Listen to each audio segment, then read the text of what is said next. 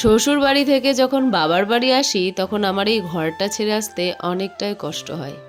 তো আজ যাব অনেক দিন পরে বাবার বাড়ি, তাই ঘরটাকে একটু ভালো করে গুছিয়ে রেখে যাচ্ছি। চারিদিকটা সমস্ত কিছু গুছিয়ে নিয়েছি, এবার বেরিয়ে পড়ব। মাম্মামকেও রেডি করে দিয়েছি, তো উঠে পড়েছি আমাদের বাসে। বাস তো ফাঁকাই ছিল, কিন্তু রাস্তা প্রচুর খারাপ।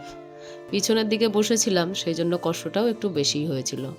তারপরে বাস থেকে নেমে টোটোতে উঠে পড়লাম। এই যে টোটোয় উঠে পড়েছি, আর টোটো খুব আস্তে আস্তেই যাচ্ছিল। তারপরে চলে আসলাম, সামনে রেলগেট পড়লো, তো সেখানে কিছুক্ষণ দাঁড়িয়েছিল।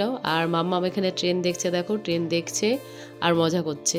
ও ট্রেন দেখছে আর খুব মজা পাচ্ছে। তারপরে চলে আসলাম বাড়িতে, আর বাড়ি এসে দেখা হয়ে গেল আমাদের এখানকার সদস্যদের সাথে। এই দেখো হনুমান, অনেকগুলো হনুমান এখানে বসে আছে, গাছের পাতা খাচ্ছে। আর ওই দেখো কি সুন্দর একটা বাচ্চা কোলে নিয়ে মা বসে আছে, খুব ভালো লাগছে দেখে।